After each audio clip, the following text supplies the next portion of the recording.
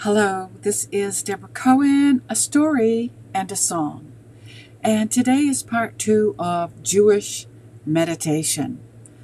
Because I would like to eventually be able to offer Jewish meditation with Tai Chi, which I am currently studying to teach in the Pinellas County areas of Florida.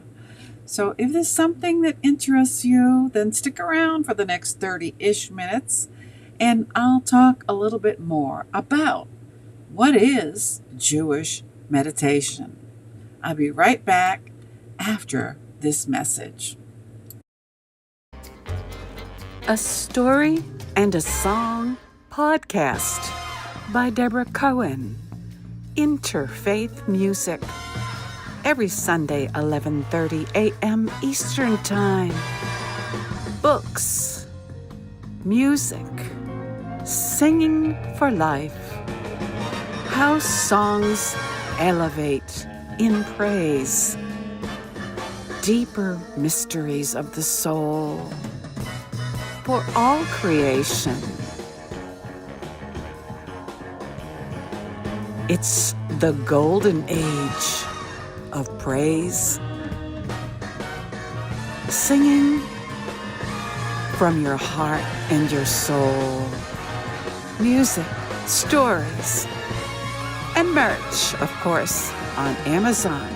A story and a song about life. And again, this is Debra Cohen, and I hope that you're able to view my video streaming today, because when I look at my camera monitor, I'm frozen. So I'm not sure exactly what's going on, but perhaps you can hear the audio and that will suffice.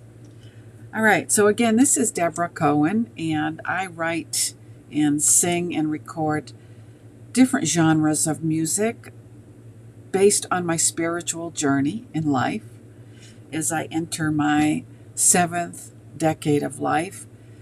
My music has changed radically, although I will always have a soft spot for the Beatles. And if you are a baby boomer like me, maybe you'd like to know a little bit more about what it was like to live in the 60s. So I will be sharing some information about me as a baby boomer in my first book coming out January 1st, 2026. It's a memoir, and I couldn't fit it all into one book. So I'm going to make series, and the first book will be up until maybe the 2010, maybe 2008, 9, 10-ish. And so series 2 of my memoir, when I ever decide to write it, in between recording music and learning how to teach Tai Chi and learning Jewish meditation and keeping my husband happy and trying to take care of my body that is aging, although I do believe in regenerative medicine. Thank you, Lord, that it's available to us in this day and age.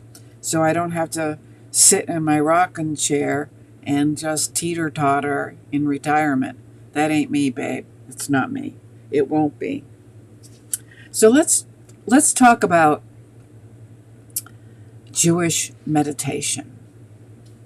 If you're a Jew or a Christian or otherwise, and you're curious about the spiritual dimension of meditation, you know there's different religions out there that offer meditation, but you have to find the one that resonates with you spiritually. So this would be for those who are curious about Judaism, Jewish roots of Christianity, even Christianity, Catholicism, or maybe you don't believe in any of the religion, but you're still one of the above. So let's dig in. There are 4 major positions to be in while meditating in Jewish meditation, such as the Amida. So you see, if you're watching or able to watch this, you will see on my left, let's see, this is my right shoulder. I wish my camera was working right so I could see which shoulder I'm moving. I believe it's my right shoulder. Yes, that's the CD cover for my single Amida. Some people say Amida.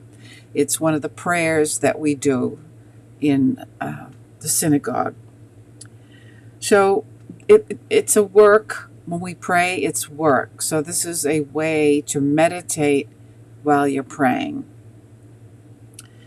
Or it can be sitting up with your back straight, meditating, or lying down horizontally and a fetal position with your head between your knees. Now, that sounds like quite a trick.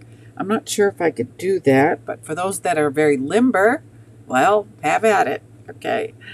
The latter might seem strange, but we actually find multiple figures in the Tanakh and the Talmud who would go into this position. Imagine that. Grown-ups. Okay, for example, Eliyahu in 1 Kings 18:42, apparently it describes him going into a fetal position. Kabbalistically, the knees correspond to the Sephirot of Netzach and Hod, which are the sources of prophecy. Thus, putting one's head between the knees is a helpful conduit for attaining a more prophetic-like state. It also puts a person into an infant-like position of innocence and purity. Keep in mind the famous Talmudic teaching that, in a fashion similar to prophecy, a fetus is taught the entire Torah while in the womb, in its fetal position, according to Nida 30b, if you had a mother that read the Torah. And unfortunately, for Christians who have been taught erroneously, I dare say, that Jesus came to fulfill the law, therefore we're no longer under it, meaning the Torah. But that's wrong teaching, because Torah is not translated as law, it's translated as teachings. And don't you know, for the Christians that are listening, that you have to admit, because Jesus Christ never left a book behind himself like the prophets did, and the prophets that were real always left books from the Torah. So it only makes sense that Jesus Christ would ascribe to the Torah. He taught the Torah. He was a Jewish rabbi who taught the Torah.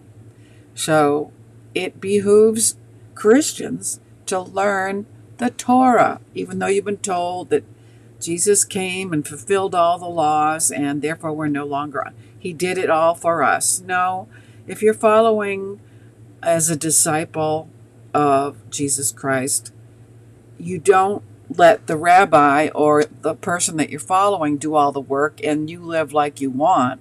That's not following. When you follow somebody, you ascribe to their teachings and do what they say. How about that? Okay, so I guess not all people can do all 613 commands, but you do as many as you can, and knowing that we are a soul that never stops evolving, so to speak, there's always something new that you can learn and take on till your very last breath on this earth. Okay, so going into a fetal position also puts a person into, I already read this part, into innocence and purity. Having said that, the most common position for meditation is, of course, sitting down in loose, comfortable clothing with back straight to facilitate proper breathing. And I am reading this book about breathing. It's called The Breathing Cure. And thank you, Dr. Michelle, for telling us about this breath work that we do when we meditate. Breathing is key for health and longevity. And that's something that I am learning and will be teaching in January 26th, God willing, let's see, good Lord willing and the creek don't rise, to be able to teach breath work while you're practicing, in my case, Tai Chi, because I'm getting certified to teach Tai Chi. Why? I used to teach yoga. Notice I said past tense. But my knees are giving me a fit, so I had to kind of make lemonade out of lemons, right? Life serves you a lemon. What do? Complain and bring everybody else down with your problems? Or do you just take a hold of that lemon and make lemonade? That's what I'm doing. Taking a lemon, the pain in my knees, and turning it into lemonade, Tai Chi, because I can still practice Tai Chi. Even though there's a lot of squats in Tai Chi, I can do it without bending my knees per se, with the intention of getting better because I'm receiving chiropractic and acupuncture, which is helping me, believe it or not. It's very cool. Restorative medicine. All right, so where were we? Breathing is absolutely central to meditation, and deep rhythmic breaths are vital for success. Note that the Hebrew word for soul, neshama, say that after me. Neshama. I'll put it together. Neshama. Neshama is nearly the same as the Hebrew word for breath, neshima. Neshima, breath. Neshama, soul. Proper breath is required for tuning into the soul. Relatedly, the air around a person who is meditating should be as clean and fresh as possible. Some people like to light candles or incense to help them relax, but it's important to be aware that a flame will produce unhealthy smoke particles and poisonous carbon monoxide, albeit small amounts. It's best to have fresh, cool air, and even better to meditate outdoors in the woods, where the trees serve as natural air filters. The great Ramak, aka Rabbi Moshe Cordovero, would go out into the wilderness to meditate in a technique called gerushin. Gerushin, meaning separation, and recite various Torah verses to enter a prophetic light state. His observations were recorded in the Sefer HaGerushin, Sefer book. The book HaGerushin. And I'm going to write that down because I want to see what kind of meditations that Rabbi Moshe Cordovero wrote with the development of my own meditation class practice. So Sefer Ha-H-A Gerushin, Gerushin as in Nancy.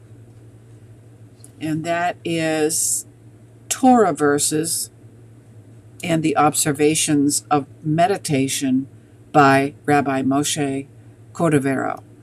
Very cool. Okay, let's continue. I hope you're enjoying this. And again, I apologize if my video is not working good today. It's not working good for me either, but I'm hoping that you can still hear the audio. Not sure what's going on, but sometimes the internet lets you down. Okay. Some people like listening to music to get into a calm meditative state. This can certainly help, and we see in multiple places in the Tanakh that music was used by the prophets. And you can see this proof by going to 2 Kings 3:15 and the Zohar, chapter 2, 45a. Eventually, a person might find the music to be a distraction, and I do, because I'm always hearing music in my head. It wakes me up when I'm sleeping, or I shouldn't say it, I should say God. The muse, the Spirit of God, wakes me up with a new song in the night and in the day. Okay, so I have to get up. Like last night, I should have got out of bed because I heard a good song. New songs I've never heard before. And I have to get up and record them into my voice recorder because I forget them when I wake up. I'm awake now. I heard a great song last night and I was just too lazy. Let's call a spade a spade. Too lazy to get out of bed and record it. Okay, anyway. In the Tanakh, we also find reference to groups of people prophesying together, and some may prefer meditating with a partner or in a group. One of the reasons for this is if a person manages to get into a very deep meditative state or trance, there will be someone around to help them come out of it. Whoa, I mean, have you ever been that deep in your meditation that you needed somebody to help you wake and come out of it? Woohoo! All right, we're doing good here for time. Finally, let's conclude, right? One of the common concerns during meditation is the emergence of various thoughts and worries in one's mind. A person might suddenly remember they have something to do important or become engrossed in a pressure issue. It is totally all right for such thoughts to pop up, and there is no need to try to force them away. One can diverge from the meditation for several minutes and give the issue a little bit of thought, if necessary, and then gently escort it away and continue in the meditation. Now, personally, what I do is when I meditate, I have a pen and paper beside me. Pen and paper. And when something pressing comes to my mind that I think, ooh, I got to remember that, I just take a moment with my pen and write it down. And then I go back into my meditation. That way it's there, and I don't have to think about it. What if I forget it? What if? Okay, anyway, okay. This was already suggested long ago in the Sefer Yetzirah, one of the most ancient Jewish mystical texts. It taught that when a person meditates upon the 10 Sephirot, and this is Kabbalah, so if you don't know it, no sweat, they should bridle their mouth in silence, and if one's thoughts run astray, they should simply return to the meditation. And this is the meaning of Ezekiel chapter 1, verse 14, who, in his prophetic vision, said, Retzo va'ashov, run and return. So let's conclude with a number of classic Jewish meditations, listing in order of duration from 1 minute to over an hour. These will allow every individual to take up this important and highly beneficial practice, even if they have only a minute a day to spare, and whether they are exploring meditation for the first time or are experienced mystics. That's my goal, to be an experienced mystic. Before beginning any of the following, it is vital to get into a relaxed and calm state of mind in one of comfortable positions described above. It is best to be in a state of joy without sadness, for our sages taught that the Shekhinah, the Ruach, Christians were talking about the Holy Spirit, will not rest upon a person who is in a state of sadness. You can find that writing in the Shabbat 30b. It is also valuable to begin with a set of 18 deep rhythmic breaths to get into the right mood, 18 being chai and representing the breath of life. So next week I'm going to talk about the different meditation techniques for a minute up to 1 hour. But I thought I would close today by doing a breathing practice from this book that Dr. Michelle is having us read. It's called The Breathing Cure by Patrick McKeown. I'm not sure if I said that right. McKeown. It looks like McKeown. McCone. Okay, so I'm looking. This particular breath, I learned there's different ways to do breath, actually. And I'm going to do with you today the James Nestor's piano breathing, but I don't play piano, so you'll have to imagine it. No music. It reduces body stress, increases clarity and focus before you actually start meditation. So it's from the concept 4, 7, 8. And those numbers are seconds. So 4 is when you inhale for, but he changed it to 4-8-8 because it works better musically in rhythm. Okay, so we're going to do 4-8-8. And you can go back to this, write it down, 4-8-8. 4 means 4 seconds to inhale, 8 seconds to hold your breath, and then 8 seconds to exhale. And if this is new to you and you can't hold your or exhale without blasting it all in one big snort, then close your teeth together to make the sound of an S, like in Sam. That will slow down the exhalation so it's more controlled. You're trying to control your diaphragm, and this will work better as you continue to practice. So let's try that. Sit down with your back straight, roll your shoulders. Find a comfortable place where you're not hopefully distracted. Some people have to go into their car to be actually in a quiet place. And I'm rolling my shoulders back first, just because. Lifting my shoulders, shrug, shrug, drop, shrug, drop. Posture is important. Gentle shoulder punches.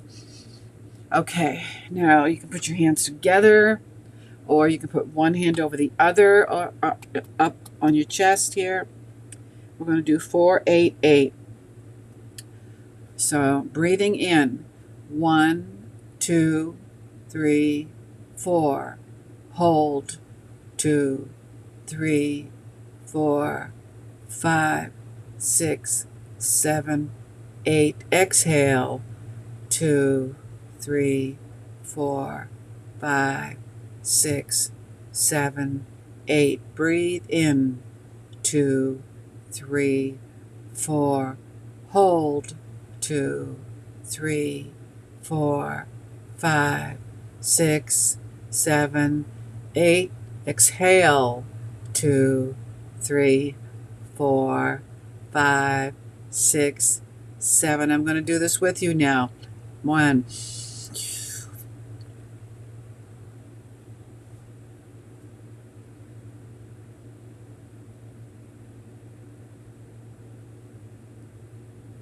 Exhale.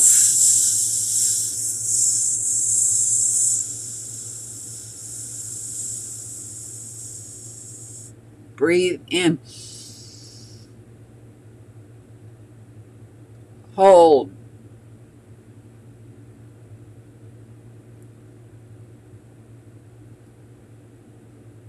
Exhale.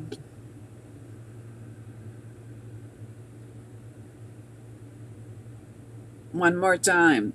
Breathe in. Hold.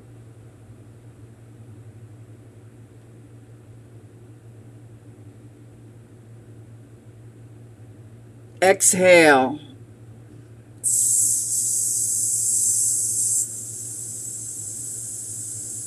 One more time, I think. Breathe in. Hold.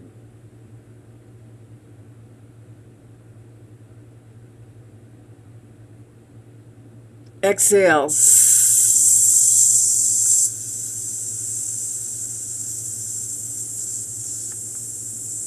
Breathe normally. Now that works for me. Some people like different breathing work, but if you want to know all the different techniques, I would recommend this book, The Breathing Cure by Patrick McKeown. And what I'm hoping to do is grow my tribe of people like at any age. I'm 71. I'm not interested in being old and decrepit. I want to do what I can to be limber as I get older, so that some people call it aging in place, so that I don't have to depend on a nurse to do things that I used to be able to do myself. So if that's you and you want to find a way to keep moving, This is a key part of being independent in your golden years and feeling better through the power of the breath, meditation with the Torah, and practicing movement meditation with Tai Chi. Blending that all together, when I've got it together, because I'm learning all this myself, then I will be offering group classes in the Clearwater, Florida area. So if you're interested in this, or you want to be on my mailing list to keep up with what I'm doing so that you know when the classes are, let's see now, I don't have a Tai Chi website. I guess I'm going to have to make one. But right now, the website that I do have, because I have several businesses, is Debra Cohen, DebraCohenBooks.org, DebraCohen books.org. And as a matter of fact, if you're curious about my memoir, if you sign up for the mailing list, you can download the first chapter of the book before it comes out January 1st, 2026. So anyway, thank you for listening. Again, I apologize if my video is freezing. I don't know what's going on today. It happens once in a blue moon, and today is it. So thank you again, and please subscribe to my YouTube channel at Jewish Rock Music. And remember to smile, and the whole world will smile with you. And if they don't, smile anyway. Okay, let's find a good exit. Okay, here's the last book that I finished, if you're interested in the history of Gaza. I am the future generation of children in this world. Are my parents going to tell me the truth about Gaza? And where will they get this information? Certainly not on social media, but I found this new storybook called The Sand Garden by the Sea that tells me a true story about the Jews living in Gaza when Gaza was a beautiful place to live. Parents, don't wait for teachers to tell your children the truth. Find books like these to read to your children and tell them the truth.